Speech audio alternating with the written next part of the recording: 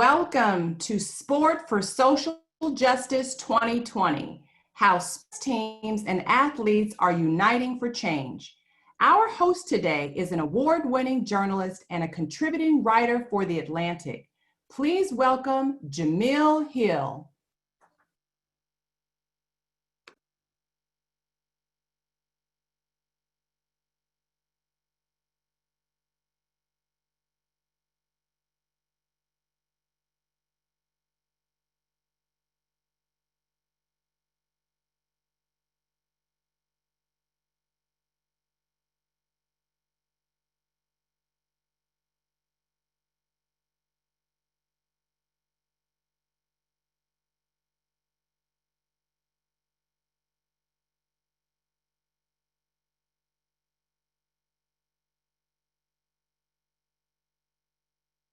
Inaugural Social Justice in Sports Symposium. I am Jemele Hill.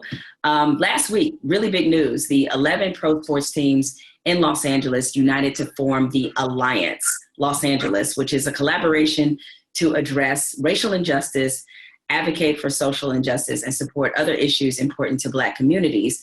The Alliance is partnering with the Play Equity Fund in Greater LA. So to understand what huge news that is, and also more about the context of this conversation we're about to have, I'm going to bring in one of our speakers for our panel who will tell us a little bit more about the Alliance and some of the work that's being done. And with that, I'd love to introduce to you Renata Simrel, who is the president and CEO of LA84 Foundation and also the president of Play Equity Fund. So welcome, Renata, and please tell us more about the Alliance. Yeah, sure. And maybe, Jemele, starting with, Play Equity, we at the LA84 Foundation established the Play Equity Fund about 4 years ago, and it really was to stand up injustices that existed in play. We believe that play is a fundamental human right that all kids can enjoy. And so Play Equity means fairness. It means opportunity. It means that how much exercise kids get shouldn't be determined by their income, and that the dreams of our youth shouldn't be limited by their zip code. We know from our work at the LA84 Foundation and the Play Equity Fund that play can transform kids' lives both on and off the field. When kids play, they're healthier, both physically and mentally, and they do better in school, but it requires access and opportunities. And the reality is that across this country, millions of kids don't have access across this country, as I said, and there are really a lot of reasons why. One is policies that have lowered expectations and funding. Lack of underinvestment in enrichment programs, including school sports and after-school programs, coaches, tours, safe passages to parks. These are all hindrances to positive forms of activities and engagement that is essential for kids to thrive and critical to their future success. And so, in response to the global protest over George Floyd and Breonna Taylor and Ahmaud Arbery and so many other Black men and women who have lost their lives at the hands of police brutality, the 11 professional sports teams came together. And while each of their philanthropies do incredible work and their community relations departments do incredible work and have in direct services and working with community organizations in communities of color, they all came together to say this moment demands more. It's requiring us to do more to really stand up to be allies in the Black community, to speak to racial injustices and to find ways in which we can create pathways to lifelong well-being for the kids in the communities that we serve, particularly Black communities. Now, as you just kind of laid out for us, that you all have been engaged in this work, even though what the Alliance is doing is a little bit newer for folks, but you guys have been engaged in this work for a while. So you've been through cycles where we've had the conversation. I want to ask you this before we get to the rest of the panel. Why is this conversation being heard or being advanced so differently now than what you've seen as you've been doing this work?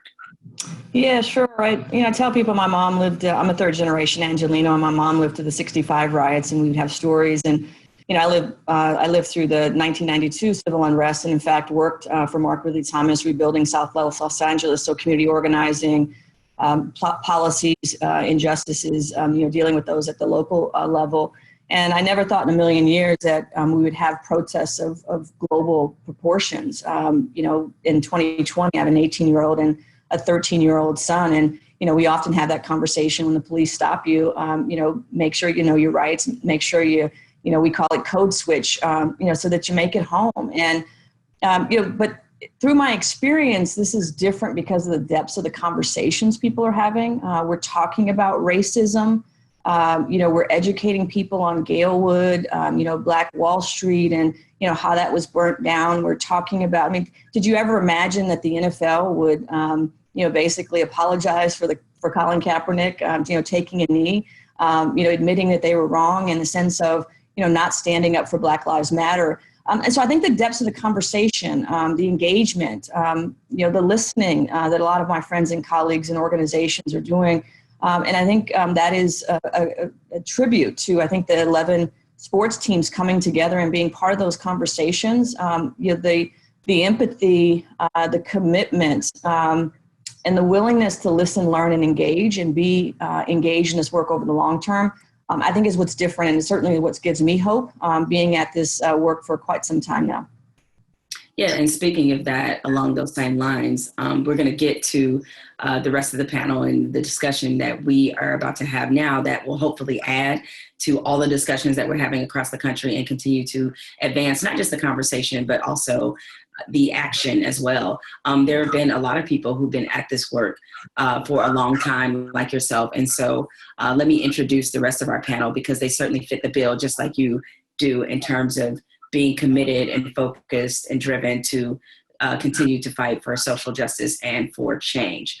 In addition to Renata serving on the panel, we also have Tim Harris, who is the Chief Operating Officer and the President of Business Operations and Chief Marketing Officer for the Los Angeles Lakers. That's a long title, which means he probably makes a lot of money. And we also have Michael Bennett, who everyone owes a big congratulations and best wishes to, because he just recently retired from a terrific career in the NFL. He also wrote a book that, I guess if you guys are Zoom artists, you can see that is on my shelf, called Things That Make White People Uncomfortable, which I love this title of this book, because just the title will probably make white people uncomfortable. But Michael has been engaged in a lot of philanthropic work throughout his career. Definitely one of the players who not only stood up for Colin Kaepernick, but also engaged of his own form of protest during the NFL season. And so we're going to ask him about that, as well as other things involving the NFL's sudden change of heart. We also have Mike De La Rocha, who is the founder and CEO of Revolve Impact, an award-winning social action and creative agency based in Los Angeles that works closely with athletes for impact. And he's going to lead us, certainly leading on him when it comes to how athletes have contributed to this movement, how they can educate and inform and support social justice initiatives. So thank you all for joining us this morning. I'm going to start with a very simple question that I'd love for everybody to give their thoughts on. And as you guys know, you're definitely free to engage with each other because we have a lot of great critical thinkers on this panel. And I'm sure that you all will want to respond to some of the things that your fellow panelists say. But I will start us off with this very simple question. What is it about sports that makes it the perfect platform for us to not just discuss social justice issues, but to advance them? And with that, I'll start with you, Michael Bennett. I think what the purpose, you mean like how do athletes play a role in that, basically?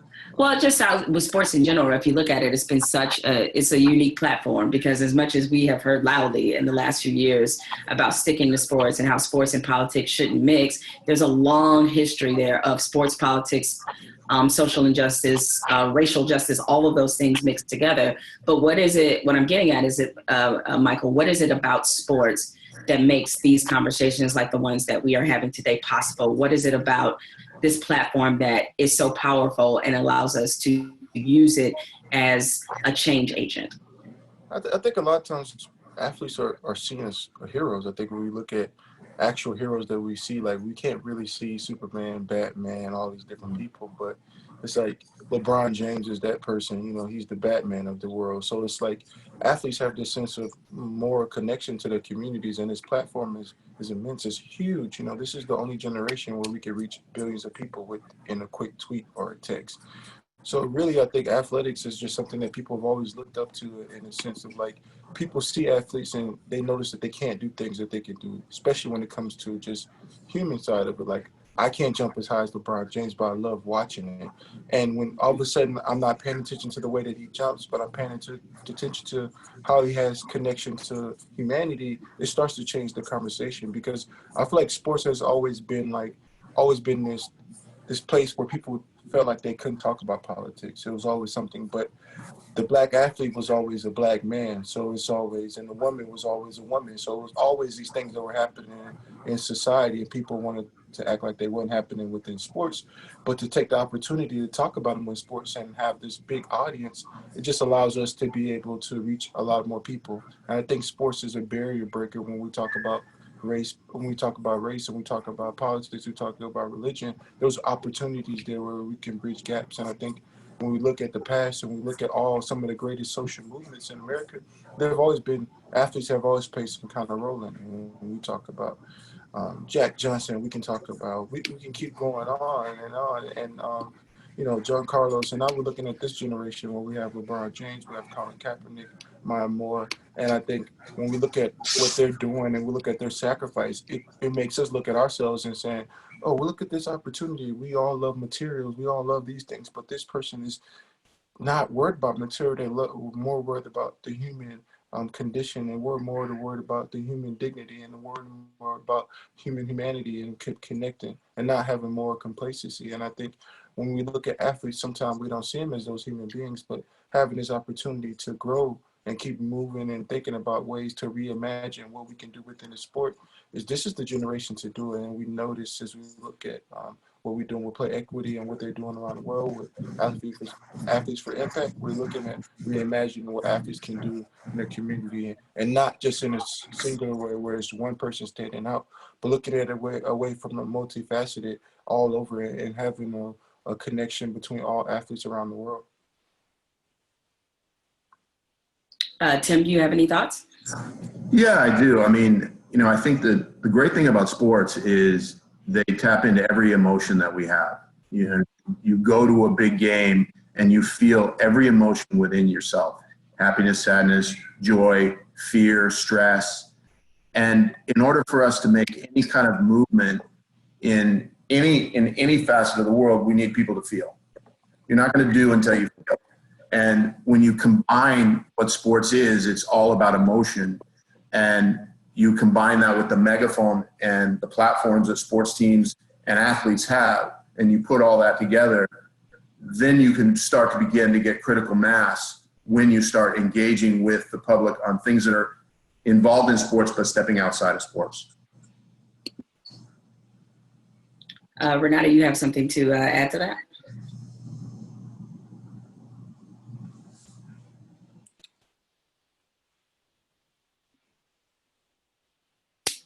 Or maybe not. What about? I was over here like, I know. The person that can't hear it. And I know you can't hear me. See, I pushed mute. No, you just mute. Okay. Sorry about that. But listening to Tim and Michael, it harkened to, the last time the Dodgers were in the World Series. And I was saying is that sports brings communities together. You're rooting for a team. I played sports all through high school, and it didn't matter that I was, black or poor. If I could, dribble and, get a pass, that I was on that team and my team really, hung with me. And, hearkening back to the last World Series games for the Dodgers, I'm high-fiving people that I'd never met before. We're hugging, when they win the game. And so I think the ability to root for the same team and come together for a common cause, rooting the Lakers on for a championship or the Dodgers on for the World Series, I think that power transcends off the court, off the field. And I think that is the tremendous power that sport has to bring communities together. And to Michael's point, the platform that it affords to reach such vast audiences in engaging them in, work off the field, like the Alliance and Play Equity Fund is going to engage in, is I think, why sport is such an important part of our collective tissue. And Mike De La Rocha, I'll give you the floor to chime in last. Well, I think everything has been said, but one thing I will say is from an interpersonal level, I think sports has been a way where I've made some of my longest relationships. The ability to be in community with folks I probably wouldn't be without sports is something very huge, because that's breaking down perceptions and barriers that we may have of each other. So that's why for me, I'm very grateful to be in community with Alliance and the Play Equity Fund, because can't underestimate the power of sports to bring people together, but also create a safe space for us to have dialogue just by being in near proximity to each other. And so to me, sports is a powerful vehicle for understanding and moving folks, in places they've never even thought of before. And Renata already hinted at this earlier when we were discussing the Alliance and some of the aims in terms of what that will do in advancing all the things that we're talking about now. But Tim, I'd like for you to kind of further expand on what she said and discuss what's the strategy of the Alliance. Certainly there's a lot of issues and a lot of terrain to cover. So what's the strategy behind it? Well, I think the goal is first I'd be remiss if I didn't give a shout out to Tom Penn. Tom's the president of LAFC, and he's the one who reached out to us on a Sunday afternoon to all the 10 other team presidents in the marketplace that said, we need to get a call and we need to figure out what more we can do. We know we're all going to individually do, but what can we do together as a collective? And last week we announced that. We announced the formation of the Alliance. But, and Renata and I have discussed this at length, we haven't done anything yet. Early, we've put our team together, but we haven't played any games, so to speak. But what I like about announcing the Alliance is that it has put us all on the clock. It's announced that we intend to do, and we are on the clock. But I say that in that if everyone is not figuring out that they're also on the clock, then they're a little bit late already. But what this provides us is it provides us with a chance to reframe this into something even broader. Now, I love sports. I love what sports provide. I love that they offer a chance to build leadership, teamwork, understand teamwork, understand what it's like to have a setback and then come back from it. And for any child who has a dream to be the next LeBron or the next Michael Bennett, I'm all for it. I'm all in on that. And sports has a responsibility to provide an equity of opportunity for kids from community of color to have that chance to play professionally, to be the next LeBron or to be the next Michael Bennett. But as I said, there's also, we need to broaden this discussion. We need to make it a bigger discussion. And what we have to do is we have to start showing communities of color the roadmap that their kids can have to work in sports. We need to explain to the mother of a young 7 or 8 year old black child that there is a roadmap for your child to one day sell sponsorships for the Dodgers or be the CFO for the Angels. And here is that roadmap. And because the reality is there's 11 teams in Los Angeles, and that's a lot of teams. So there's certainly a lot of athletes running around, but there's many more folks who are working in sports than there are in athletes. If you consider 11 teams, that's just for the teams alone, that's 2,500 jobs. And then if you add the stadiums and the arenas, and then if you add colleges, okay?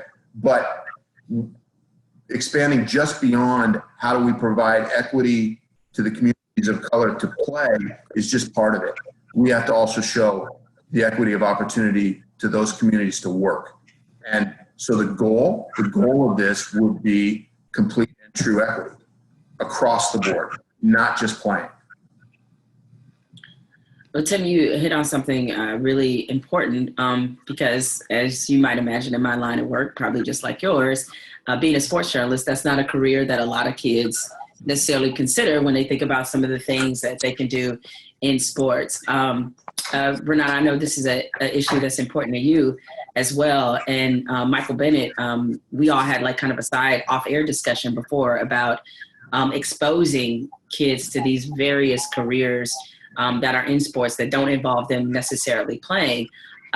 Renata and Michael, I'd love for you guys to address this, is what are some strategies or ways that kids and people and young people in general can just become exposed to the fact that there are a lot of different careers that they can consider in sports and what that looks like for them.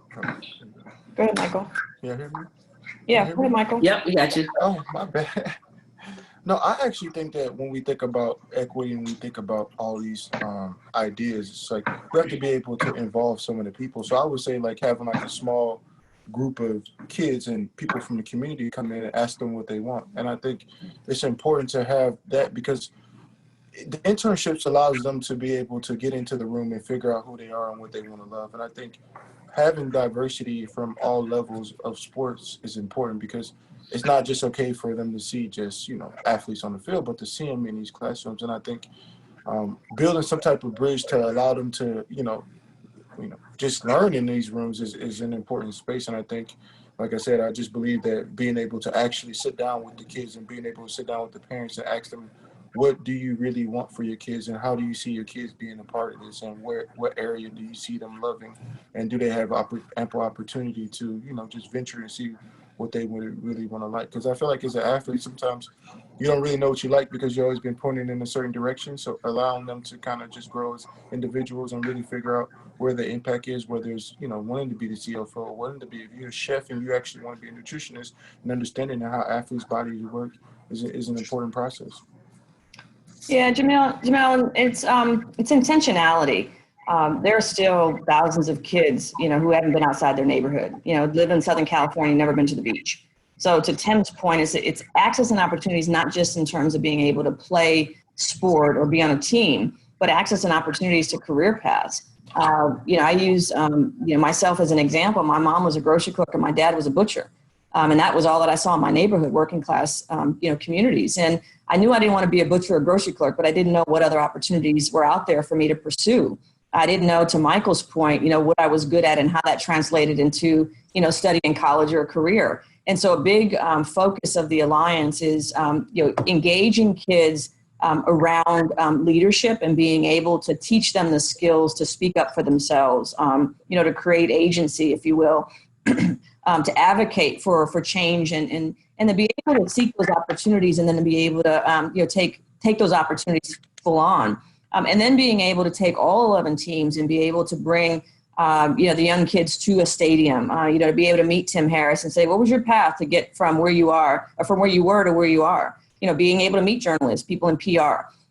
So then the kids can say, wow, I'm interested in math. I didn't know I could be a statistician for the Dodgers, or, I'm interested in, how, people play the sport. I didn't know I could be a scout, and that's a career. So a big part of the Alliance is engaging youth through sport, providing them with the leadership skills, how to navigate a corporate environment, how to navigate a sports team environment, and then connecting them to those opportunities, and then staying with those young people over a 5-year period of time so that we can really track the progress, making sure that the kids in the programs that we're going to be investing in, that they get through high school graduation and then on to college, and then working with other organizations while they're in college. Make sure, 5 years from now, we look back and we see kids pursuing careers in sport, pursuing opportunities that are going to help them change the circumstances that they find them in, in poor communities. So that's a big goal of the Alliance, is making sure that we're changing communities one kid at a time.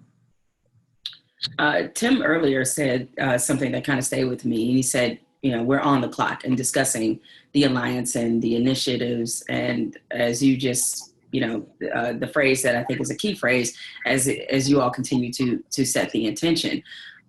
There's so many different conversations happening at once. Everybody's in the mode of, we want to do something. And you all have sat on, I'm sure, a number of these panels, especially over the last 2 months, where there's been a lot of discussion and a lot of talk. Mike De La Rocha, I want to come to you on this. With all the talk, all these intention setting, how do we go from that to not only just the action part of it, but more importantly, holding ourselves accountable in this moment for the things that we're trying to institute? Well, first, I just want to, Huey Newton once said that we are not changing unless the world is changed. And I want to really center and give gratitude to the 3 Black women who started Black Lives Matter. Patrice Cullors, Opal Tometi, Alicia Garza, because of their work, we're having these really frank, honest conversations about race and power. And to put it in context, I was looking yesterday just about what has happened since we saw the brutal lynching in Minneapolis. And to put it in context, anywhere between 15 to 26 million people in the United States have participated in almost 5,000 protests, making Black Lives Matter the largest movement in United States history. And so right now, in terms of accountability, I think there's multiple things. I think on the sports side, it's critically important to look at what is the makeup of our boards and positions of power within our sports teams and leagues. Michael oftentimes talks about the fact that there is not, a single person of color that owns a team, for example, in the NFL. How do we look at those things? And I think I always look at things in 3 kind of lights. One is, what can I do myself? What can I do on a cultural front? And what can I do on a policy front? And on the personal front, I think it's important for me specifically as a white passing Chicano.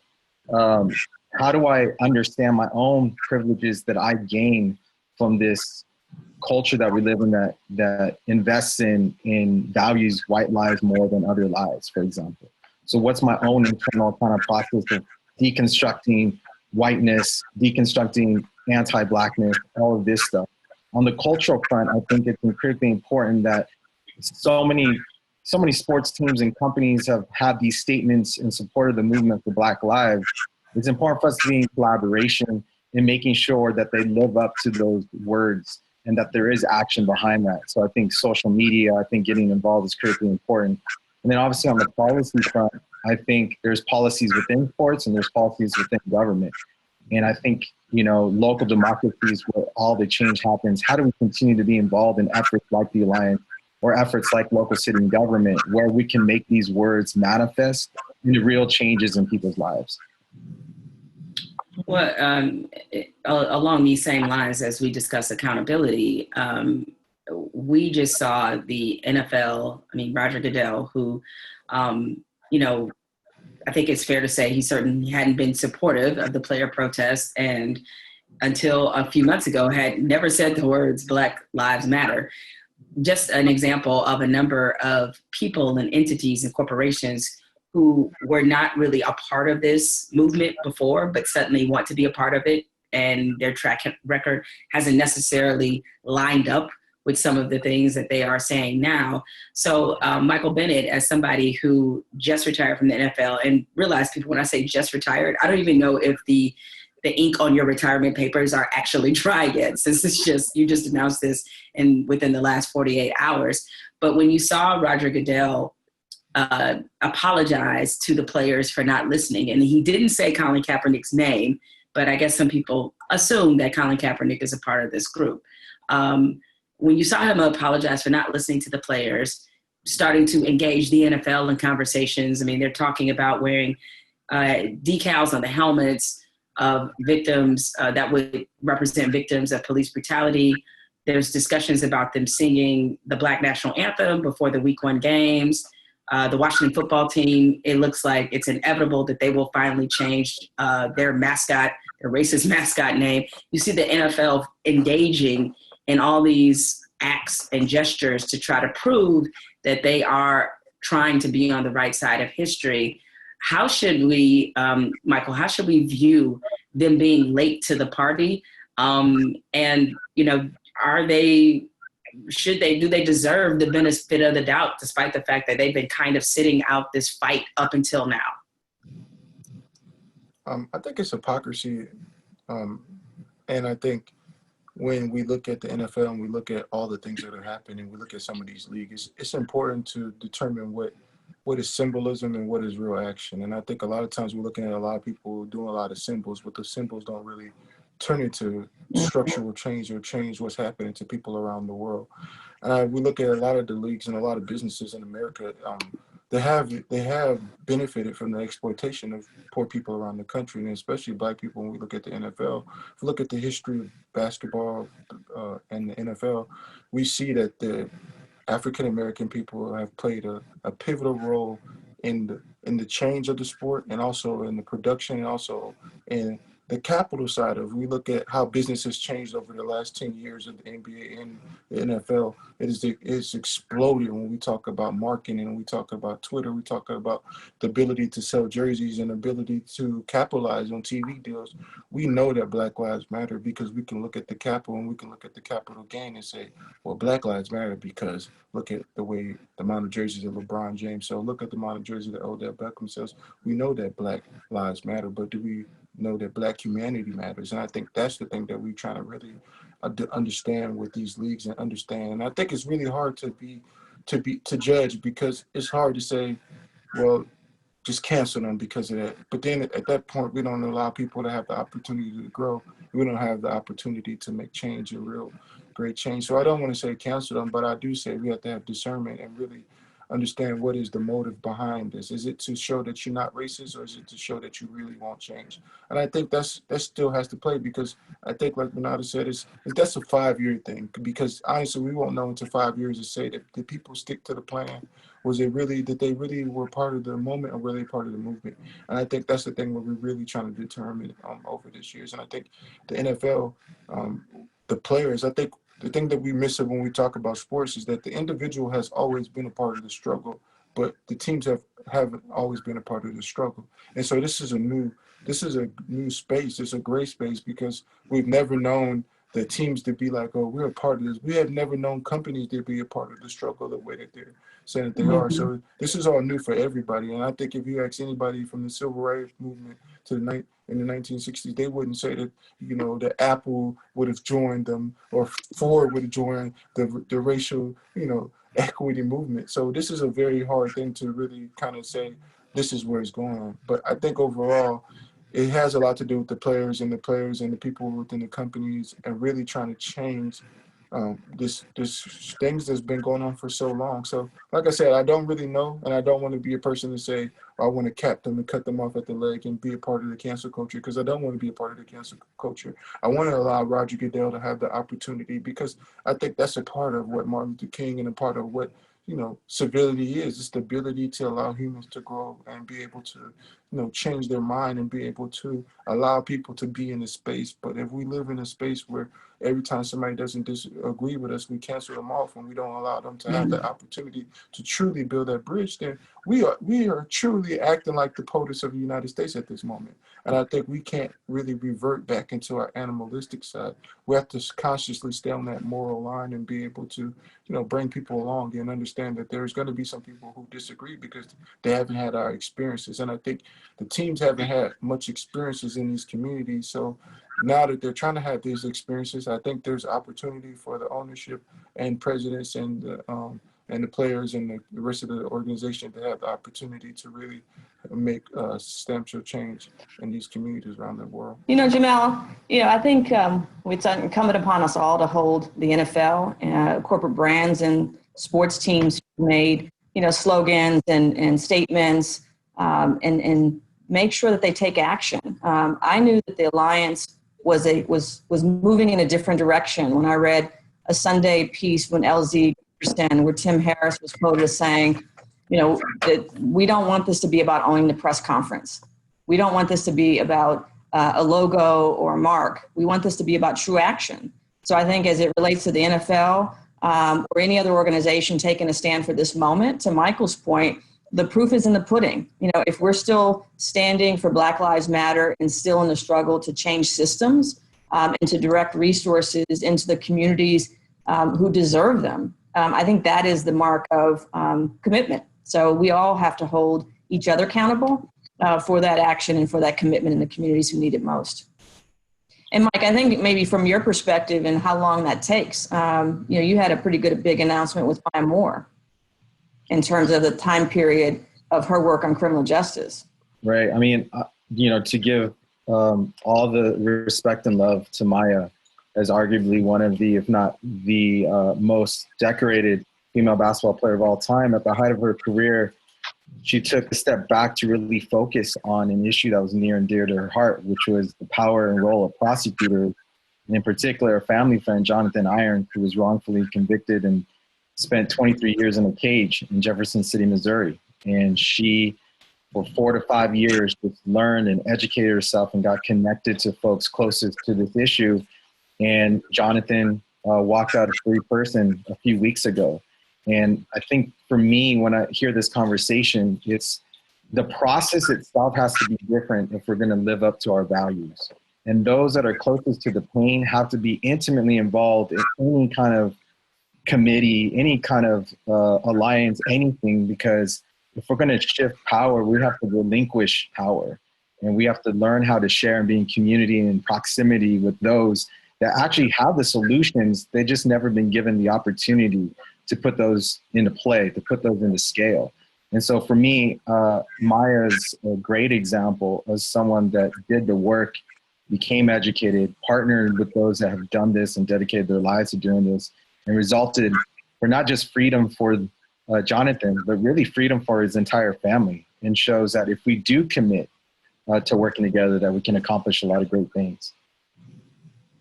You know, we're talking about now with the brands and what teams and organizations need to do to continue not just the conversation, but to hold themselves accountable, and what that accountability looks like for them. Along those same lines, but sort of slightly switching focus here, Renata, what is needed or demanded from the public in this moment? Like what do we need from them? It's a great question. Tim, I'd be interested in your perspectives on this as well. You know, I think to listen and to be informed, you know, by what we mean by social justice and the injustices that we're battling. And I find that in the conversations I've been having over the last several months is, you know, people don't realize the injustices that have been perpetuated on Black communities in particular, but minority communities across the board. You know, 59% graduation rate from high school. You know, Black males are 2.5 times more likely to get suspended for school. Poor communities have 5 times higher high school dropout rates than kids from more affluent communities. You know, the obesity rate in Black and brown communities in LAUSD alone is 48%. That we own the juvenile incarceration rate, we own the criminal justice rate, we own the homeless rate, you know, with the lowest home ownership rate. Every dollar of wealth that white households have, Black families have 10 cents. Latino families, 12 cents. So when we talk about social justice, when we talk about system changes, you know, I think simply being educated and informed of what we're trying to change and why we're trying to change and the importance of it, you know, I think is a fundamental place to start. And then I think second is get engaged. Make this moment matter. You know, it's not enough to just be, you know, anti-racist. You need to be an ally in the Black and brown community and find ways to, you know, get active and get engaged and stay with it, because, you know, it's taken us a long time to get to this point, and it's going to take us a long time to get out of this point. But we all have a responsibility to do something. So whatever that something is, get educated about it and get after it. Yeah, I think I would dovetail into that, Renata, and just, you know, we need folks committed, we need them invested, and we need them invested and committed for the long run. You know, you and I have talked, Renata, that it took us 400 years to get here. From that standpoint, Team America is on a 400-year losing streak. Okay, so Team America is not going to win a championship in the next year. Okay, Team America has to get their lineup together and get their game plan together and get a new playbook. And the thing that concerns me a little bit is, if the pandemic taught us anything, that we are literally connected to each other. Okay, and what we're seeing, you know, there's a lesson we can learn from the pandemic, and that we can take it to this cause, and that is we're going to need leadership from the top down, but we're also going to need investment from the bottom up. We're going to need societal discipline. We're all going to have to participate. You know, if 50% of us give 100% and 50% of us give 25%, Team America is still going to have a losing streak. Okay, so when you ask what can the public do, you know, Renata, educate, learn, lean in, look in the mirror and ask yourself hard questions. look back at that image, look at you in the mirror, and ask the tough questions. But we have to. This is a long time. A 400-year losing streak. Michael knows 400-year losing streaks are tough to come out of. Yeah. Right? We're going to have to do the hard work over a long period.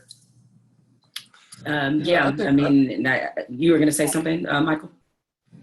Yeah, I think America has like a strange connection to liberation, right? In the sense of like when we talk about liberating people and giving people the opportunity to move forward. And I think it's hard for Americans and human beings to really reconcile with a lot of the pain that's happened to human beings has been done by human hands.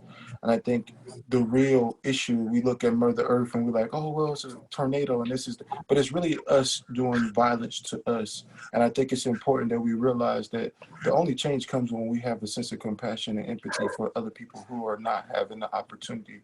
And as Tim said, 400 years, that's just one part of the sect of the pain that's been happening to American, especially Black people and indigenous people in this country. And I think we really have to look in the mirror and really have to dig deep into our own sense, right? Because we've been so segregated in the sense that we always say, well, that person doesn't have anything to do with what's happening in my life. And we have the opportunity to rank the luxury of oppression in America. Like, well, Black people had it worse than Mexican. And then but it really comes down to everybody's had it pretty bad in America at this point. And because, in the words of Remember the Titan, what team? It's coming down to that. It's like, they ain't Black for birth tears one time. So it's coming down to that. It's like, we've been on the team, but there's no working components in the sense of the connection between the different Americas. And the different Americas have so many different masks, and there's so many different caste systems in America. And until we realize that, you know, these titles and things don't really make us human beings, it's really the blood and the DNA that runs deep into all of our souls. And to think that from a human point is that everybody wants the same thing in America. Everybody wants to be able to have their children go to a fair school, to be able to have clean water, to be able to have spare housing. And we still living in a place where we're talking about going to building colonies on space, but still we have starving people on this planet. You know what I'm saying? So it's like we have a long way to go. And by these organizations and us coming together, this is one of the steps to say, look, here's sport. Sport has always been a capitalistic thing. It's always been based on numbers. It's always been based on sales. But now these sports teams are saying, well, we're also going to have a sense of compassion and morality. So that's a big step when you think about that America is a capitalistic mindset, and we built on the sense of materialism and having these trophies matter. But when we're talking about having a trophy of life, it really changes the conversation. And I agree with Tim. It won't happen in a year, it won't happen in 2 years, but there's hope, because if you think about it from the perspective, if I was to think that my ancestor that was on a plantation was saying, well, there's not going to be any hope and I'm just going to stop and I'm going to give up, then I don't think we would be where we're at, because they knew that there would be a better, a brighter future. And I think that because we look at the society, we look at the amount of things that we have progressed with technology, but we look at society, we're still dealing with the same issues. We're still dealing with race and gender and religious. We're still dealing with LGBTQ issues in the 21st century. So these issues that were happening back then are still happening now. And now we haven't, and I would say the playbook has changed. Now we have to fight these new plays to think about how to change this. Yeah, Jamil, I think listening to Michael talk, and the formation of the alliance is about the 11 teams coming together for the greater good. And when you think about it for a moment, the Lakers and the Clippers, the Angels and the Dodgers, the Galaxy and LAFC. I mean, deep crosstown rivals, competitors on the field, have, for the first time in history, to my mind, living in Southern California, have put those rivalries aside to come together for a common cause. And that common cause is to help to change the injustices, to stand up racism, and to drive resources in communities who need them most. And I think that's what Michael's reflecting in terms of there's more that binds us than divides us. And if we can focus on the common good and how we all have a role to play and how we can all take part in making things better in communities that have been disenfranchised for years, I think that is another attribute to the power of sport. And when we come together, how great things can happen. It's a great model for the rest of us, that's for sure. And that kind of gets back to what we talked about earlier about how sports is in a very unique position to bring together a lot of people. If you think about what we do as a society, sports is one of the few things we actually all watch together and all do and commit together to. So it's like, it seems to be perfectly positioned to take us to kind of whatever is the next step as we figure out how we can continue, how we can solve, these inequitable problems that have been prevalent in our society for way too long. Along those same lines, Mike De La Rocha, I mean, we're in this great space now where we're talking, developing action plans, figuring out strategies. How do we keep this momentum going? Yeah, I mean, I just want to, I guess, first start by just saying what's resonating with me now is just the importance of knowing, like, if we study movements and we study history, it all started fundamentally with a relationship. And I think to Renata's point, we started Athletes for Impact, for example, 4 years ago to model what the Alliance was doing, because there wasn't a space for Michael Bennett to be in community with the Maya Moore or with the Layla Ali or others. And to the credit, I just want to say thank you to Tim and Renata. One of the first phone calls was to Athletes for Impact, because we realized that we are stronger together when we recognize that our liberation is bound with each other's livelihood. And being like, to keep the momentum going, I think it was stated, like, how do we educate ourselves? How do we continue to be in proximity with those closest to pain? How do we not start new things, but fortify things that have existed for a long time, so that we're shifting again this issue of power and privilege? And, I'm really excited because the momentum has not stopped. If anything, continue to see folks, despite risks to their own livelihood and lives because of the pandemic, knowing that if I'm able to, I need to stand up for those that cannot. And I think efforts like the Alliance, efforts like Athletes for Impact are showing that together, united, and not, to Tim, to your point earlier, not backing away from the hard conversation, but leaning into it and recognizing that this is not a call out thing. This is about us becoming better as human beings, us understanding that what I've gained as a cis light-skinned male is at the expense of others because of the way our society is structured. And what role do I have to step back in times when I may want to step forward? Because there's a way for all of us to share in creating a new world that we're literally doing in real time right now, whether it's in sports, whether it's in politics. We're literally creating something that our ancestors had dreamed about, like Michael was talking about generations ago. And so I want to say that I love Michael Bennett and I love. If we don't love in everything that we do, we will be bound to make mistakes of the past. And it all starts with that authentic relationships that we can get through sports, and we can get through organizing, we can get through true community building. I'd like, if I could, Jamel, I'd just like to add, I think one way, to Michael's point, how we keep momentum going is we show sincere hope. We show sincere hope. If you think about it, and I said to Renata at the very start, I am not interested in doing this with the 10 other teams. If the goal is to win the press conference, create a logo, have a slogan, and pat ourselves on the back, if we're going to do something real, then we're all in. And what we've not yet done and what we need to do is we need to go into communities of color and stop acting so paternalistic.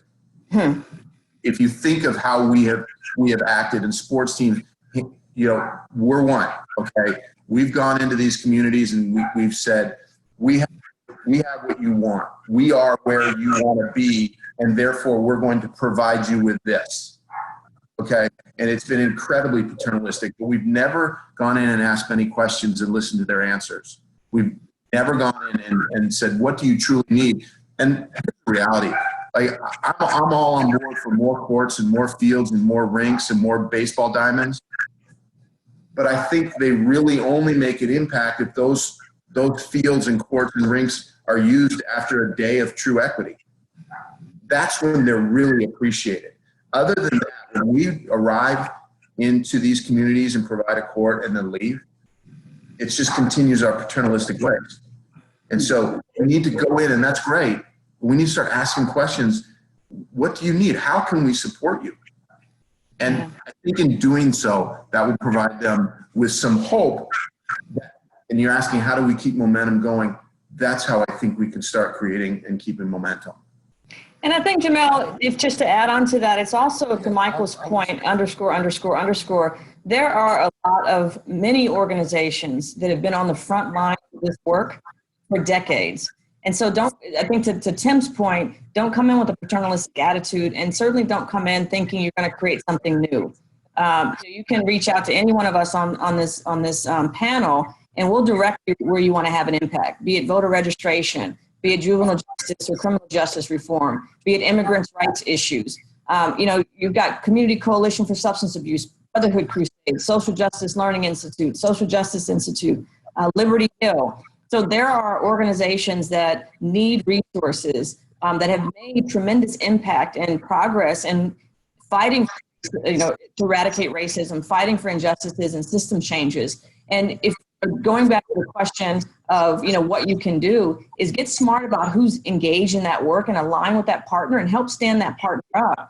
And then the other point that I was going to make on the Play Equity Fund, that's exactly what we did. And so Mike and I, with Athletes in Impact, have been collaborating for the last 3 years because we know that the impact that we can have together is much, and driving those resources toward a common goal are going to be much more effective than us, trying to do our own thing. And the Play Equity Fund is precisely stood up to really stand up the ecosystem of sport-based youth development, to stand up sport for social justice, and to really work with all of those organizations and to take the resources we have coming in through the Play Equity Fund and distribute those to those organizations who have been doing this work on the ground for decades. So that's just another point that I think is really important for the audience to take away, is that you can engage with organizations to help drive that impact. Well, and speaking of the audience, we have quite a few audience questions for the panel. Can I say something too? Oh, yeah, you can add one more thing. Sure. Because I agree with. So I agree with Tim on the being able to have those conversations. Kind of what I was kind of hitting at earlier too, is that you got to be able to make them feel like they have an investment. Yeah. Like if you're coming from a place of where you have all the answers, like you said, it just makes it doesn't feel real.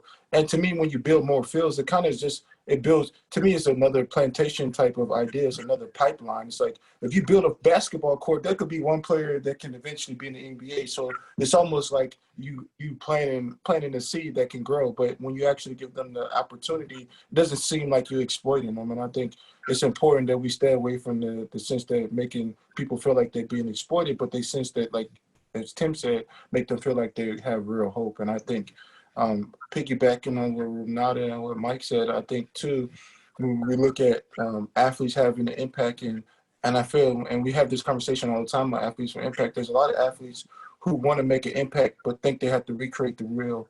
And as Renata said, there's so many people out there doing work, and there's so many athletes, if they're hooked up with the right person, that could be a power couple. It could be the Dwayne and Wade and LeBron James coming down the lane for the alley-oop, because when you connect somebody with their passion, it just allows them to grow and shine the light in a different way. We saw in the way that Maya Moore was able to, be connected and find a sense of purpose and making something happen at a high level and changing somebody's life.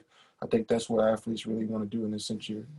Well, to some degree, that does kind of tie in with the question that we received from an audience member, because for Maya, that was a life-changing experience for her to be able to free somebody from prison and to become engaged in, activism and at the local level in terms of local government, as Mike was discussing earlier. So one of our audience members has this particular question that you all should answer, which is, this is from Julie. What was the moment, person or time, that helped you understand social justice?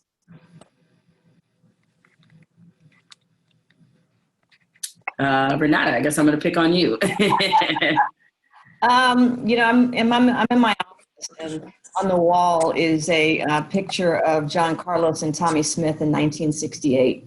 I'm a huge sports fan. I'm a huge Olympic fan, and not necessarily for the sport's sake, the stories behind it. And so when you listen to, when you learn about that story, when I learned about that story, and they were both kicked out of the Athletes Village immediately, and their careers were over.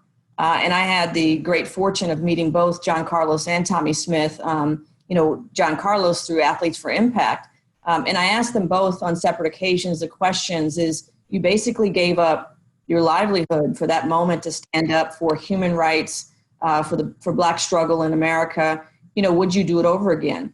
And they both said unequivocally no. Is that we all have a moment when we have to stand up and speak for those who can't speak for themselves. Whatever that cost is, we have to do it. And I was able to scratch some pennies and actually get that autographed photograph that sits in my office as a reminder that we all have a responsibility to stand up and speak, no matter what that cost is. And so I'd say it was when I learned, and I was in high school when I learned about the 68 protest. I'd probably say I have to acknowledge my parents. I learned a lot from my father. Is an immigrant from Mexico, and he was a dark-skinned man that came to Boyle Heights in East Los Angeles, and the Chicano movement transformed him and my family. And I owe an amount of gratitude to him for showing me and modeling how people of color were always in a struggle and in a movement for liberation for all of humanity. And so I also wanted to acknowledge his birthday was on Saturday, and he's been away from me physically for 5 years, but he's someone that I talk to every day in a spiritual world. But I just want to say I love my father so very much for instilling in me the values of justice and compassion and love, and for sacrificing so much. And I think when we talk about movements, the West wants us to think about these big individual, oftentimes male leaders, but movements are made up of people. People have created these systems, and people are going to transform these systems. So I just want to acknowledge every single person that's done anything to advance this historic moment in time, because we all play a fundamental role, whether it be small or big, it's all connected. And so I just want to bless my papa, if you will. I'll go. I've worked for the Lakers for basically my entire career. I've been at Staples Center the entire time, all the championships, and I was in this environment where I was with these amazing Black athletes and these amazing Black individuals, and we were winning championships. And I was going along, and I was thinking that I was a good citizen because I was non-racist. And then when I saw what happened to George Floyd and Breonna Taylor, learning all that I didn't know and all that I was unaware of, and how horribly I'd been sitting on the fence, how undereducated I was, and how I was leading a team and leading them in a way, in the most non-racist ways possible.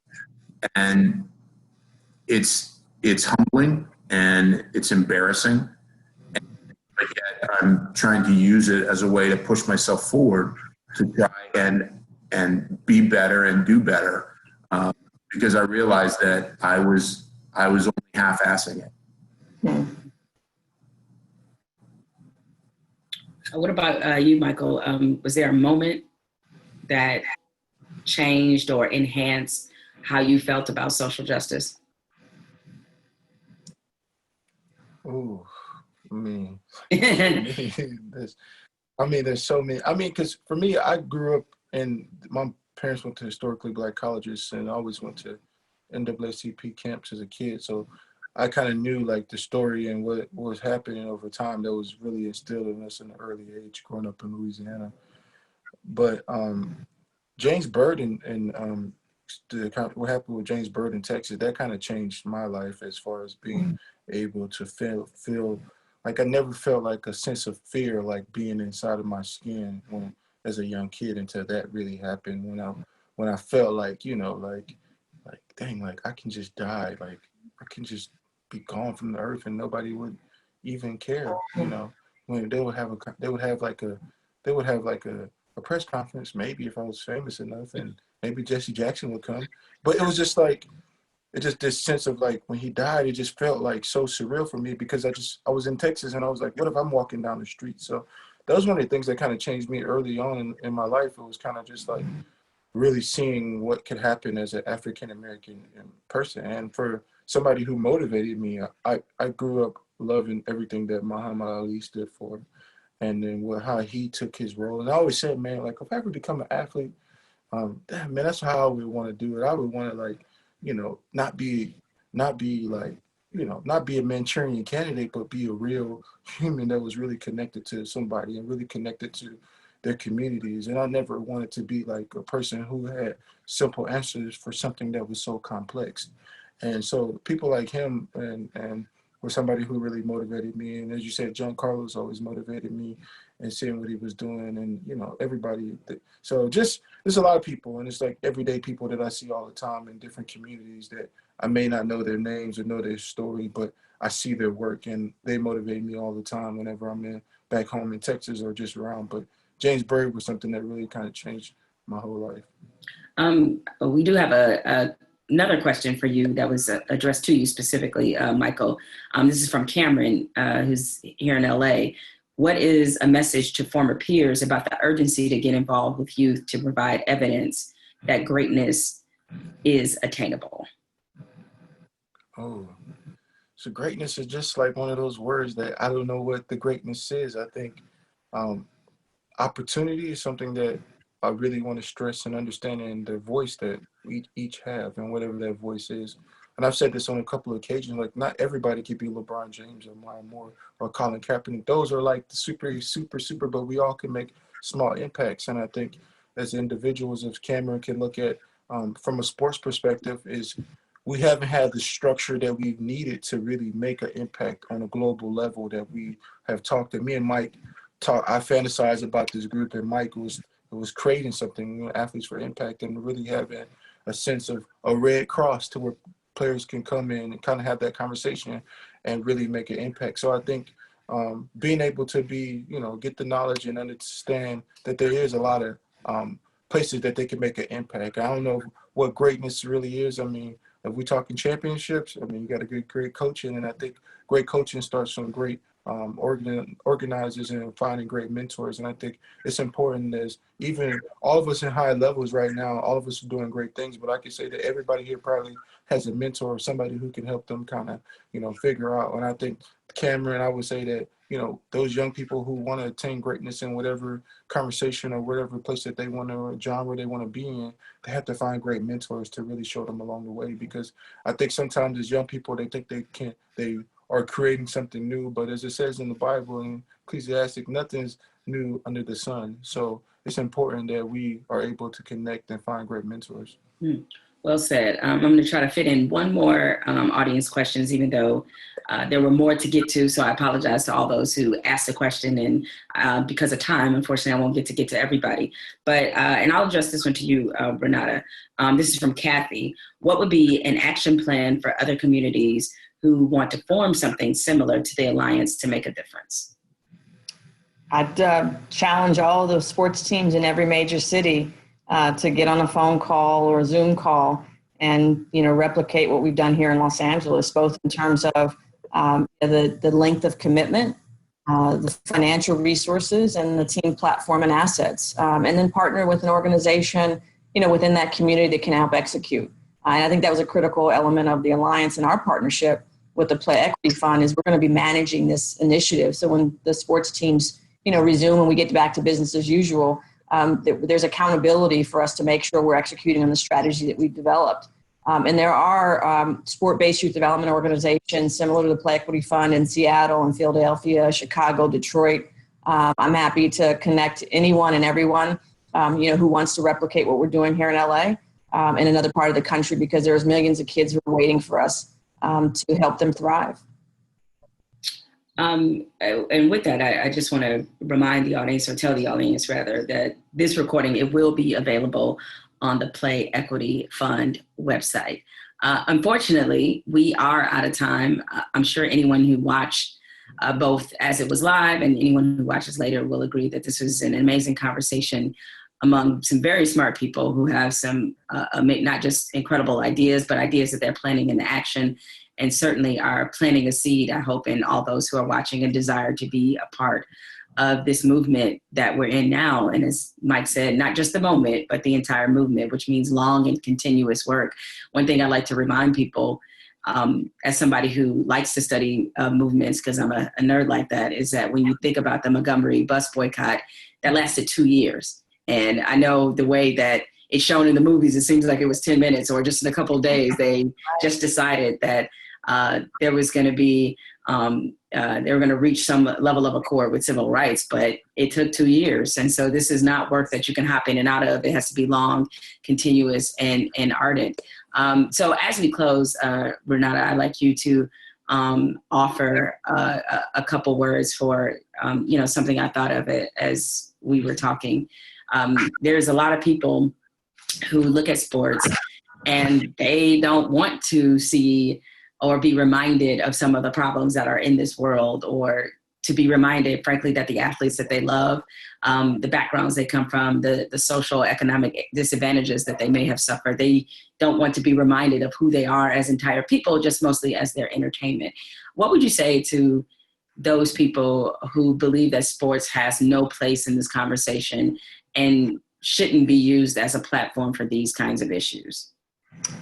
Wow, that's a loaded question, Jamel. I'm reminded of Brian Stevens. To say for us to really make this moment matter requires truth and reconciliation. And truth and reconciliation is uncomfortable. But I don't think that we should look to manufacture equivalencies. So when you say, Black Lives Matter, well, my life matters. Well, that's not what we're saying. So it's not an issue of, I think, putting into your face and saying, look what you've done, look what you've done. It's really a moment for us to use the power of sport to come together around a common goal, for the common good, to say, what can I do to make communities that I serve, communities that I live in, communities that I work in, what can I do to make a difference? And I think it was Mike that said it earlier. It doesn't have to be a huge thing. It could just be mentoring a young kid. It could be giving them an internship. It could be exposing them to a career opportunity that they never, would have thought about, otherwise. So I think, sport is a great way for us to come together as a community. And I think it's a great way for us to use the platform of the teams, of the fans, of the athletes, to come together to be the change that we want to see. I don't know if that answers your question, but, if not sports, then where? If not now, then when? We've been waiting for a long time to see change in communities, and those system changes, we were having this conversation, Tim, and I don't want to put the Alliance on blast, but we were having conversations about, our front office needs to be, more diverse. We need to have more Black and brown, families in the individuals in the C-suite. And one of the things that I said is, now you realize that, and I know that the teams have been working on that for a while. And so, I'm not being eloquent with my answer, but it's, if not sport, then who? If not us, who? So I think we all have a responsibility not to look at it as something that's being taken away from, but it's an opportunity for us to give back in such meaningful ways and to do so with love and light, to Mike De La Rocha's point. And if we do that with love and light, and we find that those things that bind us through sport, through community, I think this world can be a much better place. And I'm hopeful that we'll get there and really turn this moment into a movement. That certainly made me hopeful, as well as listening to all of you throughout the last hour. And I often tell people, do what you can where you are. I mean, as you said, that you all have all said in different ways, a lot of people get overwhelmed by the thought of tackling such immense, enormous, and deeply embedded problems. And as you just said, a small gesture, people will be shocked by just mentoring one kid or just offering somebody a ride or doing something small. You'd be surprised at the kind of residual impact that could have on somebody's life. I want to thank everybody out there for listening to this panel. They were awesome. As I said, again, you can catch the recording of this on the Play Equity website. So thank you all for tuning in and for your great questions, and continue to be safe out there. Thank you.